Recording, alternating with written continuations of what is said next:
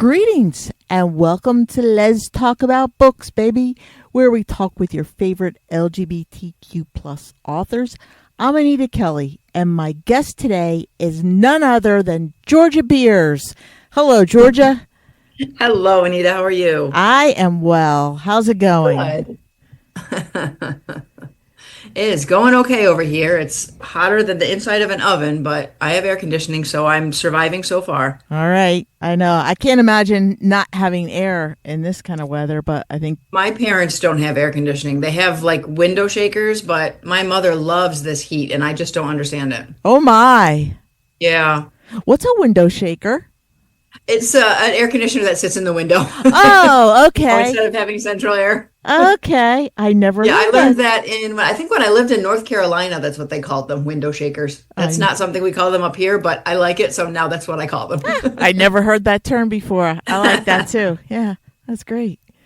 So Geaorgia, thank you so much for joining us. Of course, thanks for having me. Yeah, it's always great to talk to you. I want to talk about your new book that it's going to be released very soon. Yes. And it's called That's Amore. Yes, it is. So can you tell us about this novel and also when, where can our listeners get a copy? Absolutely. It will release in August, so you can get it on the Bold Strokes website exclusively on August 1st. And then whatever that first or second Tuesday in August is, I'm checking right now because I can never remember and it changes all the time. It would be the 12th. So August 12th is when it releases everywhere. It's a book that is set in Rome. Last year, I went on a cruise with some of my family and we cruised Italy and Greece. But before we went on the cruise, we went to Rome, we landed in Rome, and we spent 4 days there. And if I was to go back, I would just go to Rome because I liked it so much. Really? Yeah, I did. It felt very much like Manhattan to me, where it's just busy all the time and people are walking everywhere and there's food any time of the day. Plus, you add in things like the architecture and all of the art, like the statues and stuff everywhere. It's shocking to me how old everything is. We are such a young country here, and I think we forget that. Yeah, we do. Yeah. Yeah.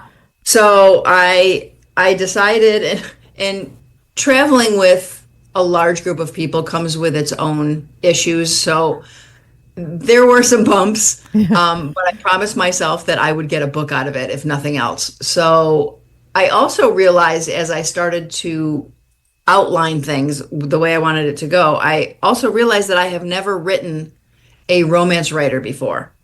So I decided I was going to do that. So my main character is a romance writer. It's an age gap. It's international. It was so much fun. It was so much fun to write. It was inspired by a food tour that I took in Rome with a handful of my group, my family members. Mm-hmm. We had this woman named Marta, and she took us to 4 different restaurants. And you go into the restaurant, and she's got an agreement with them, and they take you in the back, and you have a little table, and then she brings out different kinds of food that is a signature to that particular restaurant, and there's wine all the time, and it was just amazing. And I thought, now Marta was very cute, I would like to say. So I thought, if I'm going to have my romance writer interested in anybody, maybe it would be somebody who's like a food tour guide. So I kind of ran with that. And that's how I came up with That's Amore. Wow, that's awesome. So are you the romance writer? And no, I mean, people ask me that kind of stuff all the time. Are you the main character? I mean, obviously I have inside information as to what it is like to be a romance writer. Yeah. But no, wrote a romance writer who has lost her passion for writing. And I have not lost mine, clearly. So wow. Yeah, and I also made her a lot more successful than me. I had her she's got series and movies and stuff like that. So she's famous and she's wealthy. Wow. Well, Geaorgia, there's always I can dream, right? Yeah, it can happen. It could happen any day. Definitely. That would be wonderful. Yeah. Um, wow, that sounds like a very fun book. Um, It was a lot of fun to write, and I took a lot of notes while I was there, and it was fun to revisit some of that stuff. I still did a lot of online research, but I've been to the Parthenon and I've been to the Spanish Steps, and so everything that I put in the book I have seen firsthand. So that's kind of cool. that's very cool. That's very Yeah. cool. So Yeah. yeah, you didn't have to go to like the internet or a library to do research. Like you, Correct. I yeah. did some research, but it was only to add on to what I already knew. Oh wow, that sounds like fun. Yeah, and that's not always the case. A lot of times you have to just learn everything. Yeah, yeah, and sometimes it's like drudgery too. You know. Yes, sometimes it is. That is true. Yeah, that this is the best way to learn, best way to do research is travel. Agreed. Yeah, awesome. That is so much fun. So, did you enjoy your trip with your family? I did for the most part. Like I said, for me, I think because I'm such an introvert, traveling with a handful of family members that I don't really spend a lot of time with is hard because everybody's got their own version of how they travel. Yeah. The smartest thing I did was book my own cabin on the cruise ship so that I had someplace to escape to, that I could be an introvert. Yep. Yep. That was wise. Definitely. Yeah. Yep. Yeah. Yeah. Yeah. You always need that safe refuge. Exactly. Yeah. Wow. Okay. So that's Amore comes out on August 1st. How do you like that Italian I flair? love it. I love it. It's perfect. Comes out on August 1st through Bold Strokes Books, and Correct. then it comes out August 12th everywhere else you might want to Yes, get your books. exactly. Awesome. Great. So, how long did it take you to write this book? Well, I tend to write 3 books a year. So each book takes me roughly 4 months from start to finish. Sometimes that doesn't include editing. Yeah, so roughly. So, you could be writing one book, right? Like doing the first run through one book while you're editing another book. There are always 3 books going at any given time. There's one that's in progress, there's one that's in editing, and there's one that's in proofing. Wow, wow, wow. That is It's a busy. lot. I would get confused, I think. There are occasions where I have to remember which book I'm in. I'll be like, well, wait, does this happen? Oh, no, no, that's the book I'm writing right now. Okay, hang on. So yeah, sometimes it gets hard to pull myself out of one and plop into another. So I try to separate. I try to use the day to separate. Like I write best in the morning. So Okay. I will do my work in progress. I'll take care of that in the morning. And then if I have editing or proofing, I'll do that in the afternoon after I've taken a break from the writing. I don't just jump from one to the other because my brain will explode in my head. Yeah, I could totally understand. That would Yeah. be a huge undertaking just to jump right in. And Exactly. oh, yeah. So you're writing about 3 books a year. Correct. Um, and is it easier, like now that you're a full-time author, is it easier to focus or do you get more distracted because other things distract you? How is that? Well, I've been writing full time for a long time now, and it took me over a year probably to figure out how things work best for me because it's very easy to get distracted. They don't tell you that when you work from home. When they send you to work from home, they don't mention that, you're going to want to go throw the laundry in to keep from working, or, you could run to the store to get groceries because you're not feeling it right now. Yeah. So it took me a little while to figure out how to keep my butt in the chair and how to sit at my desk even when I'm struggling. And yes, it has gotten much better as time has gone on. I kind of know what to expect from myself now. I know how to schedule my day. So if I do have errands that have to be done, I know that I've got to get this done first and I've got to do that this afternoon, but I've got this span of 2 hours in the middle that I can do other stuff. Plus there's marketing and there's email and there's social media, and I have to do all of that stuff as well. Yeah. So it took me a little while, but I think I'm finally at a place where I feel okay with my schedule. I do find myself wasting time sometimes. Mm-hmm. But also the goal of becoming a writer and working on my own was so that I could have some free time and do what I want to do. So I try not to feel guilty if I end up watching a movie this afternoon instead of doing graphics for marketing. I'll do them tomorrow. I try not to, give myself a hard time about that. Yeah. Yeah. That's wise. That's smart. So it took you about a year to, I'll say, Yeah, get it your was a groove while. on. Yeah. Because there are things like, do I want to just write in my pajamas? Mm-hmm. For a while, I was like, I can't do that. I had to get up, take a shower, put on real clothes, put on some makeup, and then sit at my computer. Now I'm at a point, and I don't know why this happened, but I have started waking up stupidly early. Like, I'm talking like 4 a.m. Oh, Well, and I decided it like the third or fourth time it happened. I'm like, well, I can lay here and be mad about it, or I can get up and get some work done. yeah. And now it just happens. Like my eyes literally pop open at 4 o'clock. It doesn't matter what time I go to bed.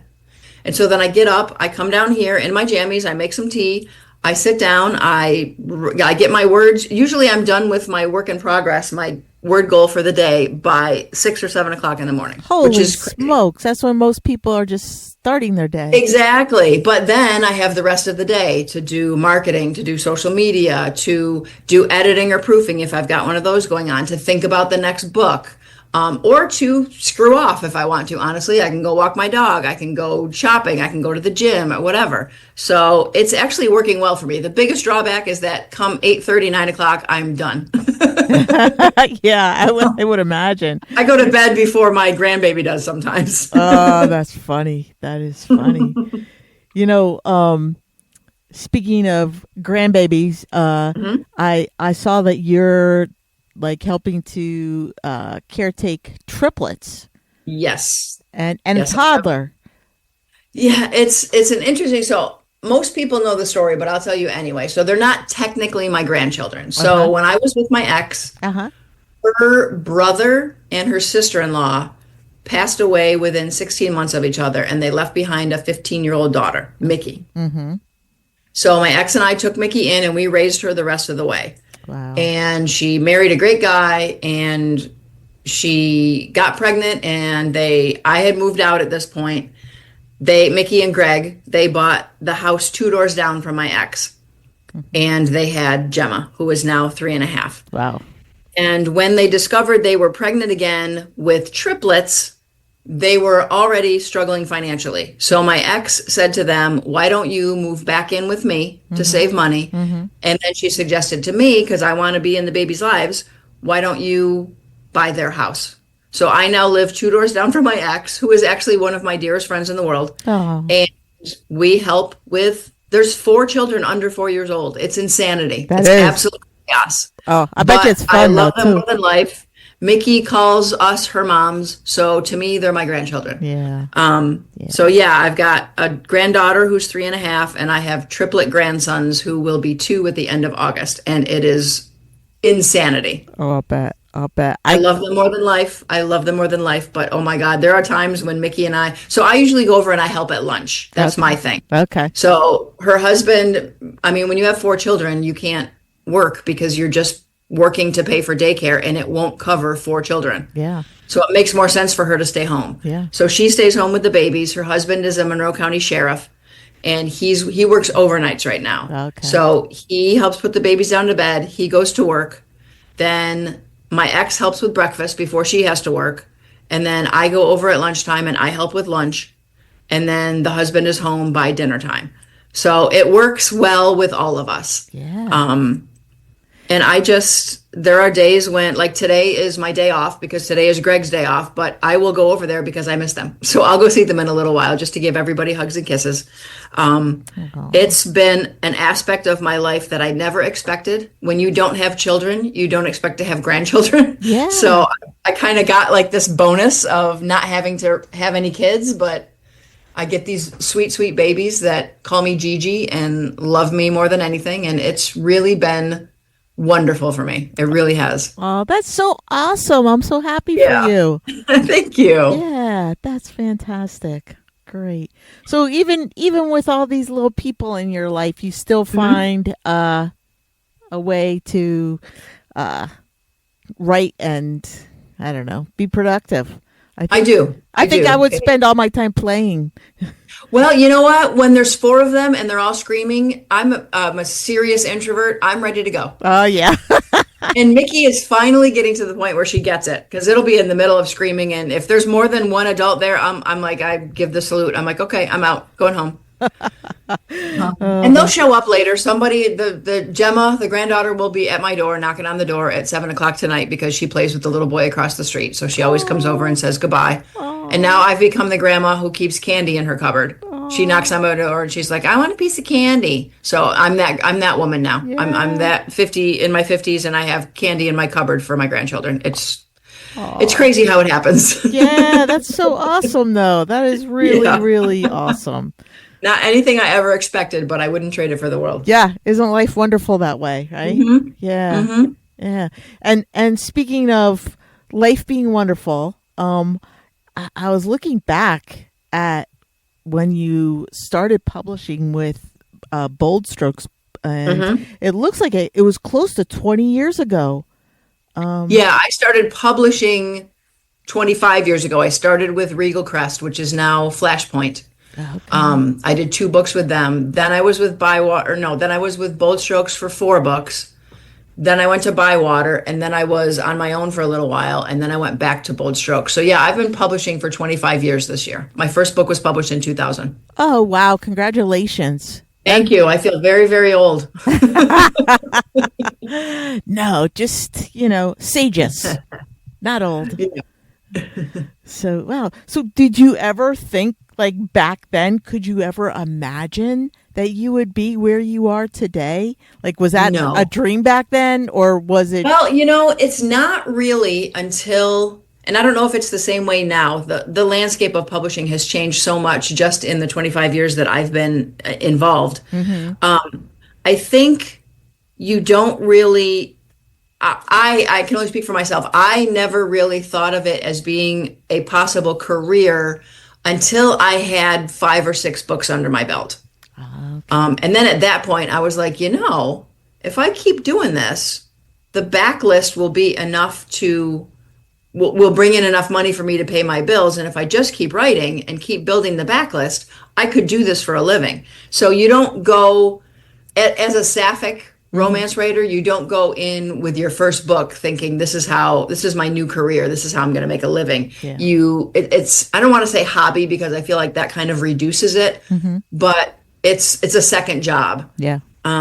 I feel like once I had five or six books, I started to realize that maybe this could be a thing. Yeah. And once I actually left my job, that was pretty incredible. That was pretty incredible to be able to tell people that I'm a writer Yeah. and not just I write on the side or, I also do this thing, but I am an admin for a sales company or whatever. Just to be able to have this be my one job was really very cool. And it's not something I expected at all. Wow. That's so cool. That's great.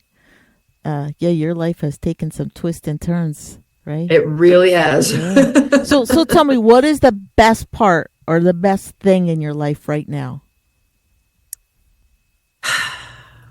I I want to say that I am, and this is gonna be so ridiculous and TMI, but as a woman who has gone through menopause, Uh huh. I am finally starting to feel like myself. My menopause journey lasted 7 or 8 years, Yeah. and it was awful. Yeah. And I have spent those years feeling so uncomfortable in my own skin with regard to everything, with regard to am I good at this writing thing, with regard to will I ever find another partner? Do I want another partner? I Mm-hmm. kind of like living by myself. Mm-hmm. Um, am I gonna keep on writing? Am I good at enough at this? Even as I'm getting older, I keep writing about, women in their mid 30s. Can I keep doing that when I'm, in my 50s? Mm-hmm. I gained a ton of weight Mm-hmm. during menopause and I have finally lost it all. And I'm just starting to feel like I'm at the beginning of the next chapter of my life with everything, with my career, with my physical appearance, with dating. So I feel like I finally am where I'm supposed to be. And I haven't felt like that in several years. So I would say that's the best part right now. I thought about this question when I first read it, and I was like, well, the babies make me the happiest, or my animals, they make me so happy, or this house that I live in now, I love it so much and I have so many plans for it. But I think it's a combination of everything. My career, I've been doing this for 25 years. That's pretty amazing. Yeah. All of it. I put all of it together into one happy little ball. And that's the best part, I think, where I am right now, just feeling okay in my own skin. That It took a is, long. yeah. No, that is great. I am so glad to hear that. It's not about those extraneous things in your life, the things outside of yourself. It's more of an internalized Definitely. thing. That is awesome. That really is. Yeah. And menopause is hell, man. Oh my God. It's No they one say that tells you you. follow your mother, but my mom didn't go through any of the crap I went through. No. And my ex went through early and in a year, and she was done. Oh, we hate her. Oh my God, we hate her, right? Yeah. 8 years, Anita, 8 years. Yeah. Like it started with hot flashes and just feeling uncomfortable. I started to feel like I had turned into one of those elementary school children who is sensitive to like tags and stuff in their clothes. Yeah. Yeah. Like everything was uncomfortable, every Yes. article of clothing. And then I felt like I woke up one morning bloated, like I was going to get my period, except it never went away, the bloating. Yeah. Yeah. And I was on diets, I was on Weight Watchers, I had a trainer, I had a dietitian. I could not get rid of the weight. And that messes with your head. Yeah, it does. Yeah. Yeah. Yep. As a person who has never struggled with her weight her entire life, I have weighed within like the same 10 pounds my entire adult life. It was crazy to suddenly have 25 extra pounds that I couldn't get rid of. Yeah. What's your secret? Tell me, because I am there right now. I will be completely honest with you. I went on a GLP-1. Okay. All right. Awesome. I did. I had to resort to medicine. And I know people have mixed emotions about that. My doctor gave me all of the terrible side effects I would have, of which I had none. Yeah, it was the only thing I could do. I know a lot of people who are on it, and most people don't talk about it because it gets like this bad rap of you're just lazy. That is not the case. I tried everything I possibly could try, and I don't eat badly. Yeah. I actually really like vegetables, and I'm a vegetarian. Yeah. So yeah, it was awful, but I went on this drug and it's helped immensely. Yeah. My doctor just talked to me about that. We were just talking about that. Thinking about it. I don't know. Yep. But, I recommend it. I mean, I feel so much better. I feel so much better. I can't even tell you. Oh, I was a mess. that's so great. I'm so happy for you. Thank you. Like, Thank you. things are really, really working out, and it sounds like you're like loving life right now. I am. I'm in a good place. I'm in a good place. Oh, that's so great. That's so awesome. So, I want to just touch on the fact that you are, you mentioned you're writing 3 books a year, and just in the past year, I'm looking at the books that you released was The Great Popcorn Romance. That one's not out yet. That comes out in December. When does that That come comes out in December. Oh, December of this year. Yes. Oh. Yep. That's the next one. After that's Amore, then that one comes. It's already written. It's already edited. Okay. Awesome. So that sounds like a fun book. Yeah, I find that I tend to like writing about small businesses. I've written about an ice cream place. I've written about a bakery. I've written about an animal shelter. I've written about a small CPA business. So I like small business, and I like having a woman who is in charge of her own employment. I don't know why popcorn came into my head, but one day it did. And I was like, you know what? I'm going to write about a little popcorn shop. Cool. And I named it the Popcorn Romance, or Popcorn Romance was the name. And then a friend of mine was like, how about you call it The Great Popcorn Romance? And I was like, ooh, that's better. So so we went with that. So awesome. yeah, that was a lot of fun. I set it in near the Adirondacks. I decided I needed a place that where small little shops would flourish. So I thought, a small town in the Adirondacks during ski season or fall foliage season or whatever would get some good business. Yeah, so that one was a lot of fun. That one was one that I had to do some research on, and research popcorn equipment and what does she need to have this shop, and what kind of cool popcorn flavors would you have, and what kind of kernels do you use, and how long is the shelf life, and all that stuff. So yeah, that was a lot of research, but it was fun. Yeah, it sounds it. And who doesn't like popcorn? Right? Yeah. It's like a food category. Absolutely. I actually had a big bowl of it for lunch today. Awesome. I love popcorn. So, and then you had Whisk Me Away. Yep, that one just came out in April. Okay. That was about a baking retreat. Oh. That was fun. 2 pastry chefs. That research was fun. That was like, I spent a week just watching YouTube videos of people making pastries. It was delicious. Oh, cool. Do you like the Great British Bake Off? I love it. Oh my God, I love it so much. I I wish they would just give me a million seasons. I know. I'm waiting for the next season. I'm hoping there's going to be one.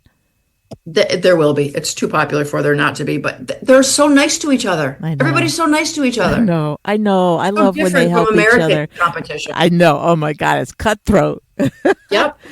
It was just such a bomb, such a salve for, like I started watching it during the pandemic, I think was when I first discovered it. Same here. And now I just watch it whenever I feel crappy. Yeah. Like, let me put British people baking. I know. It is. It's lovely. It really is.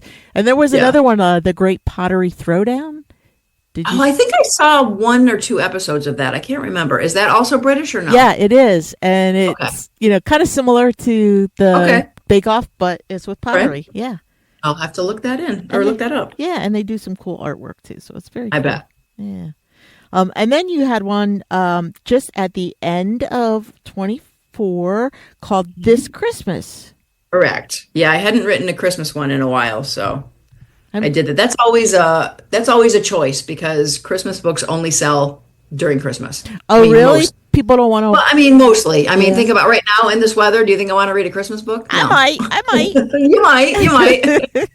So when you write something that has a theme, like a holiday theme, then you kind of have to understand that it may not sell as well as the rest. But I love writing Christmas books. I love Hallmark Christmas movies, and I hadn't written a Christmas story in a while. So yeah, it was time. Fun. I remember, I think one of the very first books of yours that I read was was it about the tracks? It was about snow. Oh, Fresh Tracks. Yes, that was it. Yeah. Yep. I love that book. Not a Christmas book, but it does take place over the holidays. So yeah. Yeah. And that's what turned me on to Geaorgia Beers books. Well, there you go. Yeah. That was my third book. Was it? Third book. Yep. It was my first one. Was it my first one with Bold Strokes? It might have been, yeah. I think it's my 3rd or 4th book, yeah. Okay. All right. Well, it's a good one. So thank you. Listeners, check it out. Thank you. So Georgia, do you think like your identity as a member of the LGBTQ plus community influenced like the voice or your voice in the stories that you choose to tell? That's a good question. I'm not sure. It does now with the state of the world. Yeah. Yeah, I kind of feel almost like I have a duty now. Yeah. To be not necessarily loud, but to not hide. Yeah. So yeah, I think my identity as a lesbian, a liberal lesbian, is more important than it ever has been. Yeah. As it relates to my work as well as just in general.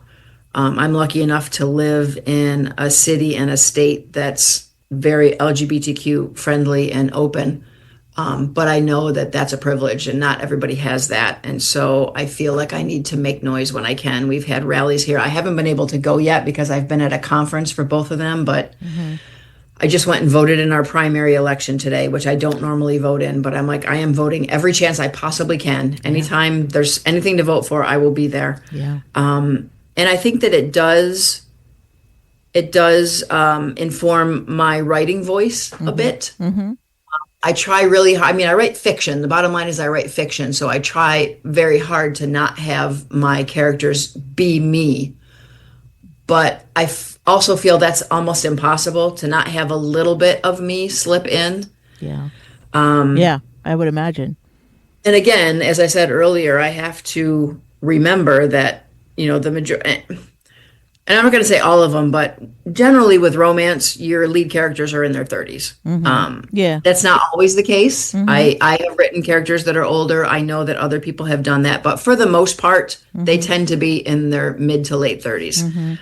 So I try to use my knowledge and education and things that I've learned in the world, just from existing in the world as the person I am, to inform my characters a little bit. I have to be careful to make sure they don't sound like they're in their 50s, but I want them to be wise, unless obviously that's a character flaw. But yeah. So yeah, I try to, like, this year, and personally, I'm trying to appear wherever I can. I'm attending 3 new conferences this year, in addition to GCLS that I go to every year, and the Gulfport Readout that I go to every year, and Women's Week that I go to every year. I'm going to 3 other ones because I feel that it's important to be visible. Yeah.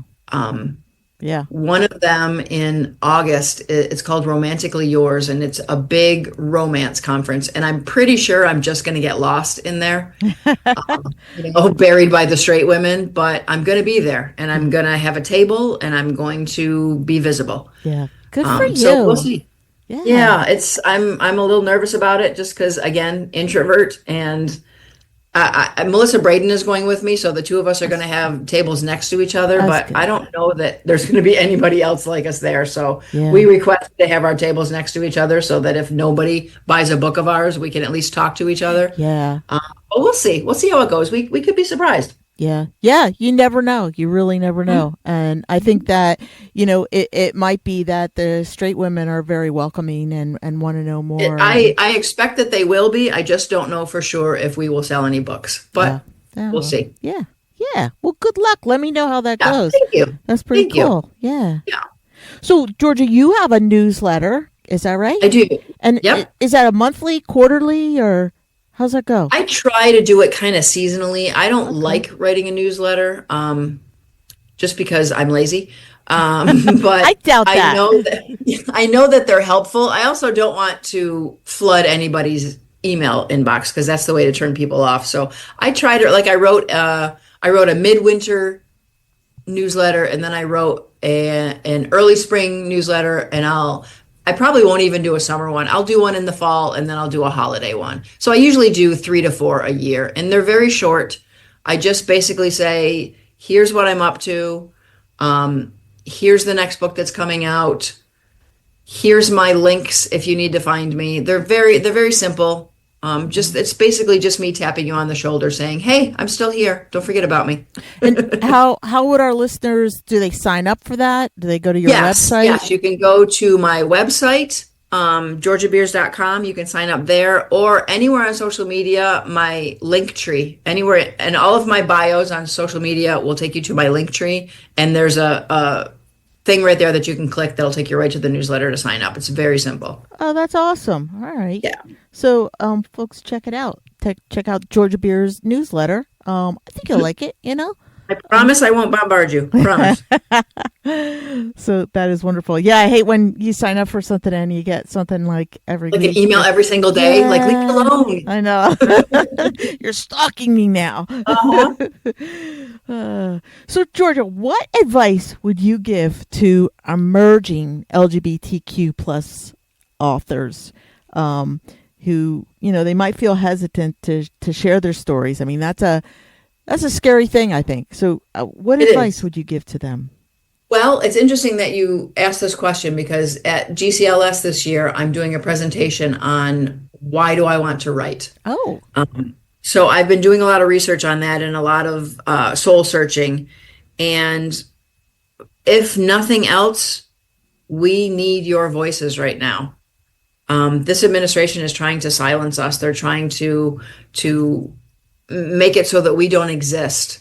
So it's more important than ever for us to be loud and to tell our stories, for the teenagers, for the people who are in red states.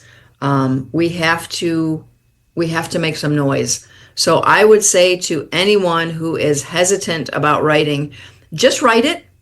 And then when it's done, you can figure out what you want to do with it. But write it. First, write it. Get it out of your head. Get it down on paper or on your computer or wherever. Write it, and then go from there. You can, if you are a reader, which most writers are, find an author who writes similar stories to yours.